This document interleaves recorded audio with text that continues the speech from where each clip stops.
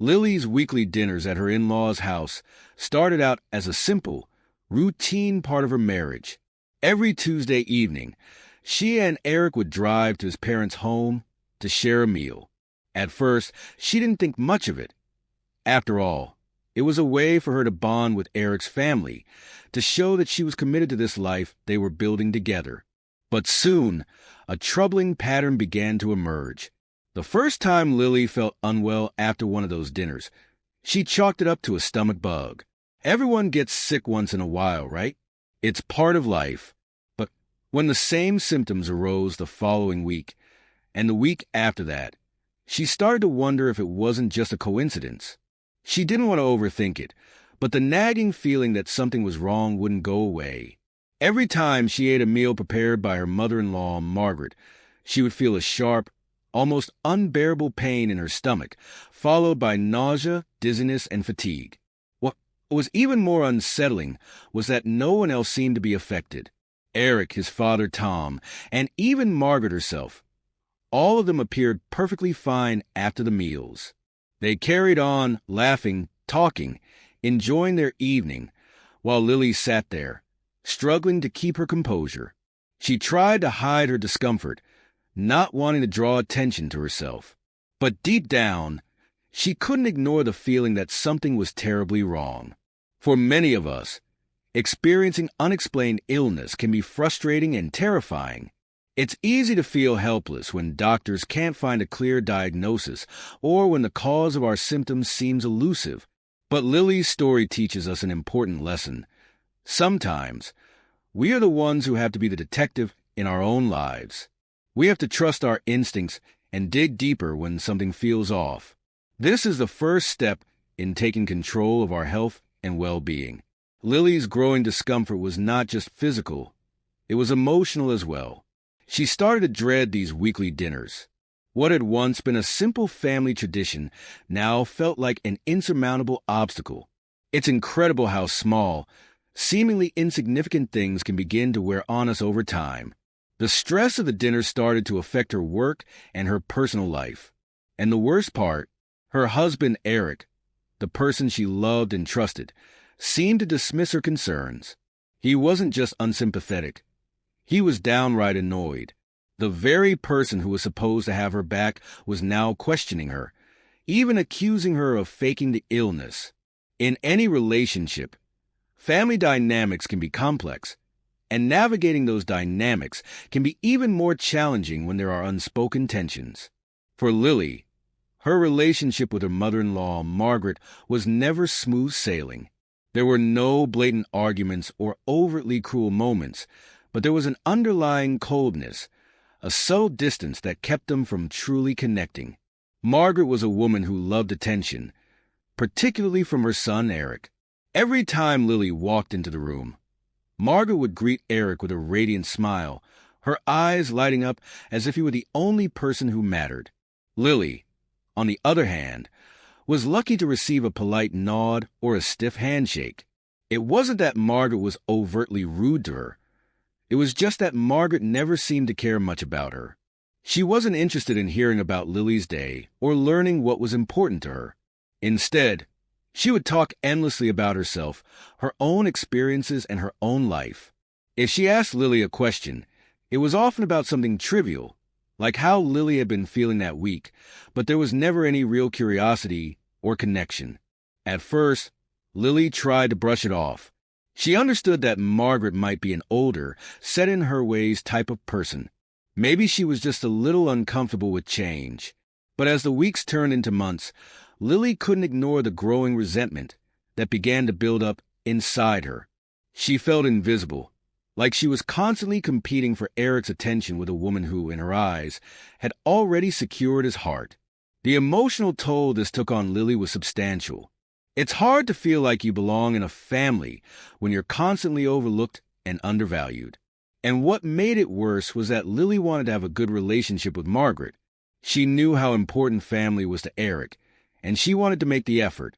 She invited Margaret out for manicures and tried to suggest activities they could do together on the weekends. Lily wanted a bond, to build a connection with a woman who would be an integral part of her life. But no matter how hard Lily tried, Margaret never seemed interested.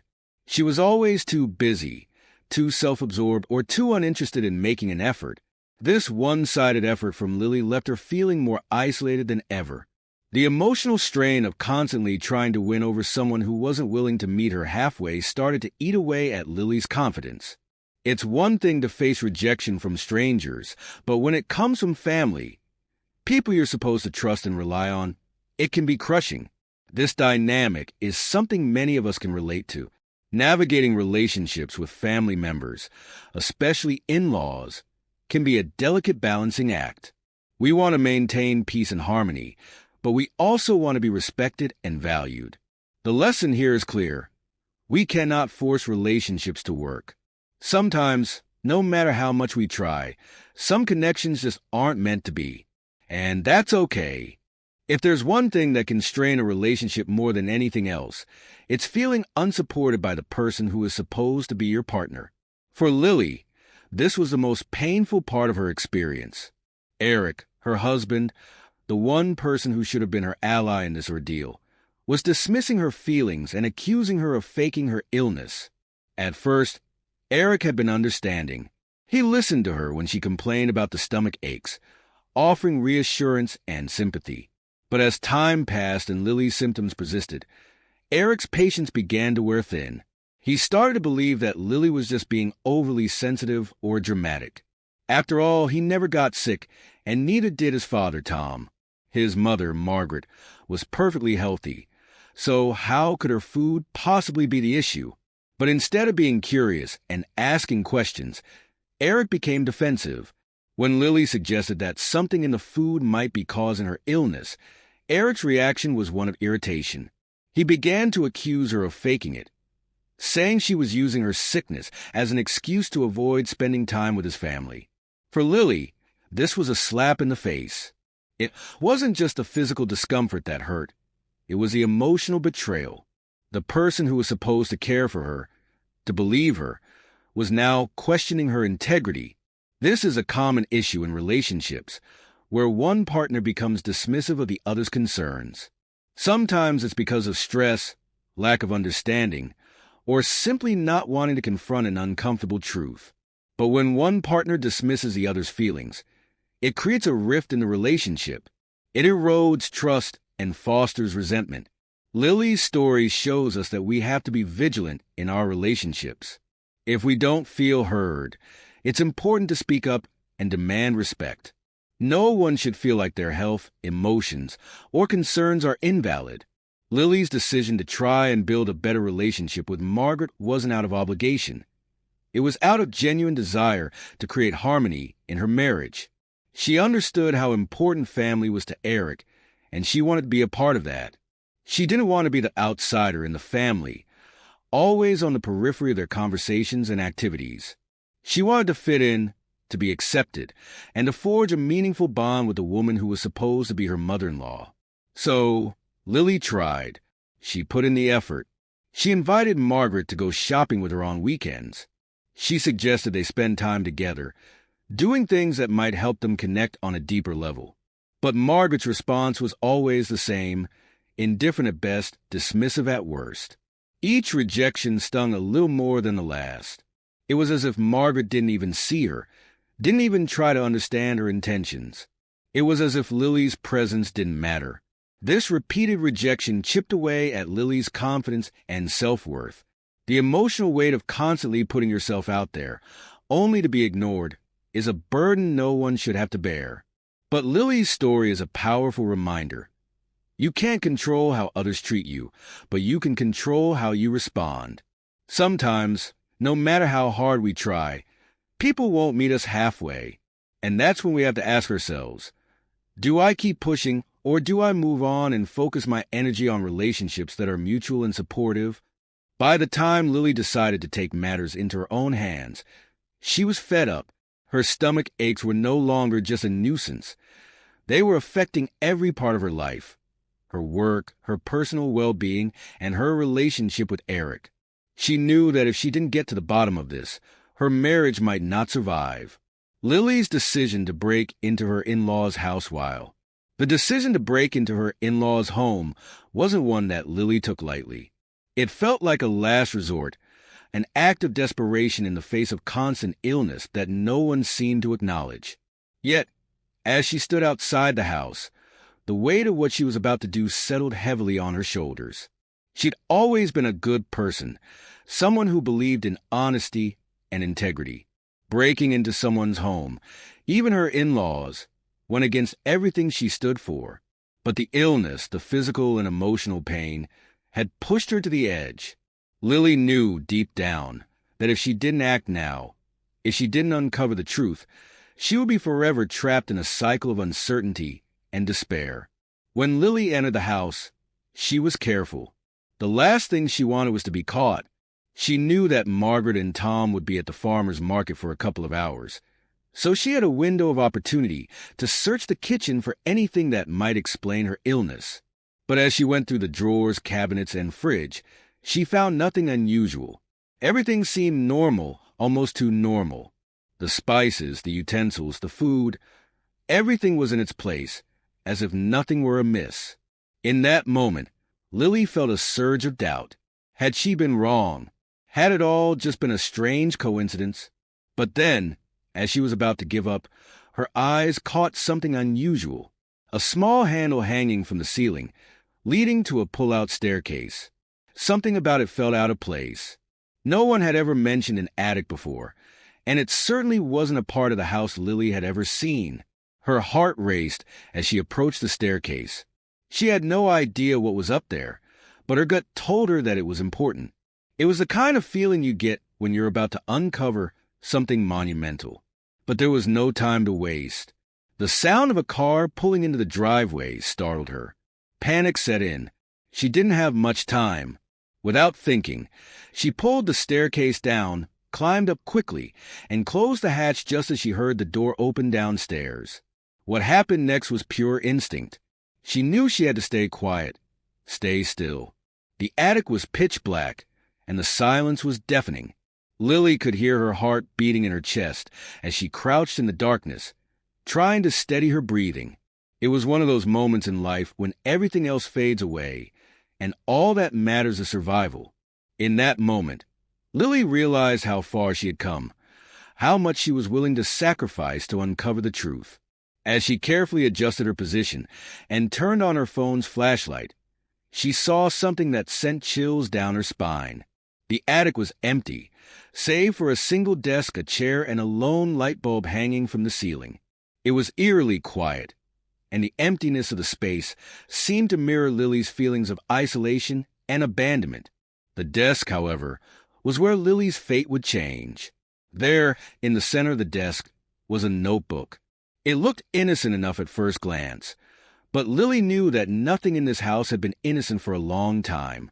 She walked cautiously toward it, aware of every creak of the floorboard beneath her. She opened the notebook slowly, her hands trembling with anticipation. Inside the pages was a recipe, one that had been passed down through generations. At first, it appeared to be just a family heirloom, something that had been used to strengthen bonds and promote fertility. But as Lily read on, the true horror of what had been happening became clear. The ingredients of the recipe included a powerful concoction that contained turmeric, an ingredient Lily was severely allergic to. Her stomach dropped as she pieced together the truth. Margaret had been intentionally poisoning her, adding the recipe to every meal she prepared. And Eric, her own husband, had known about it. He had been complicit in this betrayal. Believing that the concoction would help save their marriage, help them have children, and ultimately make their relationship stronger. At that moment, Lily felt the weight of her discovery. It wasn't just about her health anymore. It was about her trust, her marriage, and her entire life being built on lies. She had been deceived, manipulated, and betrayed, not just by Margaret, but by the person she loved and trusted the most, Eric. The discovery of the notebook was a turning point in Lily's life. The family recipe wasn't just a harmless tradition, as she had originally assumed. It was a weapon, a tool of manipulation and control. Margaret had been using it on purpose, knowing that Lily was allergic to turmeric, but continuing to add it to her meals anyway. It wasn't a mistake.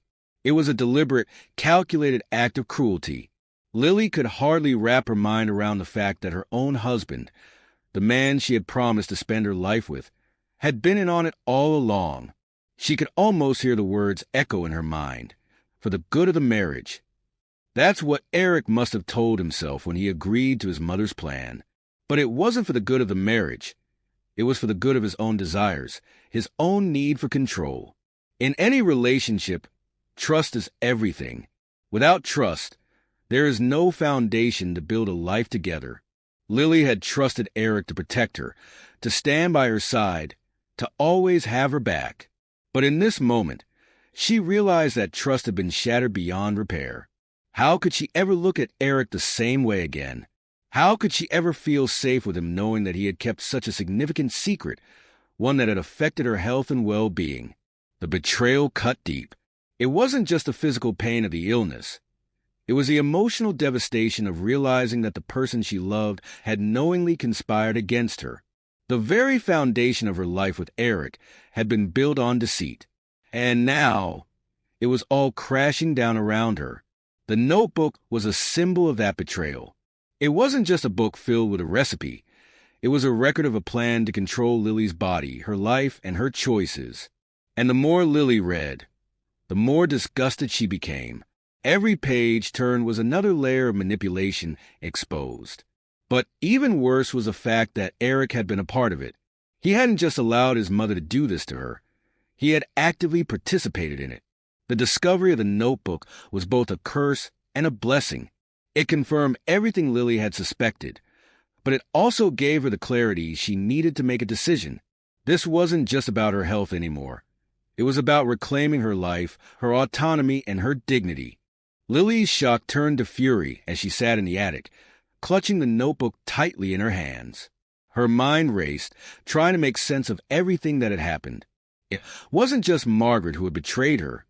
It was Eric, too. The realization hit her like a ton of bricks. The man she had married, the man she had trusted with her life, had been complicit in a scheme that had hurt her physically, emotionally, and mentally. Lily could feel the betrayal seeping through every fiber of her being. She thought about all the times Eric had brushed off her concerns about the meals, all the times he had accused her of faking it. He had known the whole time.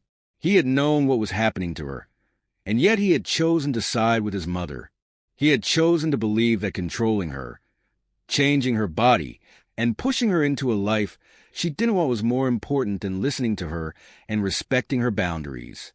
This kind of betrayal wasn't just painful. It was a violation of trust on every level. It was the kind of betrayal that makes you question everything you thought you knew about the people you love. It was the kind of betrayal that leaves scars that can never be fully healed. But in that moment, as Lily sat there in the attic, holding the notebook in her hands, she realized something important. She didn't need Eric. She had been so caught up in the idea of what their life together was supposed to be that she had ignored the truth.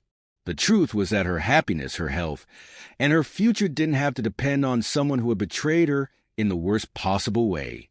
In the face of this betrayal, Lily found her strength. She had the courage to confront the truth and to face the reality of her situation. It wasn't easy, it wasn't simple, but it was necessary. And that moment in the attic, when everything clicked into place, marked the beginning of Lily's journey toward reclaiming her life. The confrontation with Eric was inevitable. After everything Lily had discovered, there was no way she could continue living in the same house, pretending that everything was okay. She couldn't look at him without feeling the weight of his betrayal. The way he had knowingly allowed his mother to poison her for weeks, all in the name of saving their marriage. When Lily confronted Eric, she did so with a sense of calm determination. She wasn't angry, not yet. She just needed the truth. She placed a notebook in front of him, letting him see the proof of everything she had suspected. The family recipe, the turmeric, the deliberate poisoning, all of it was right there in black.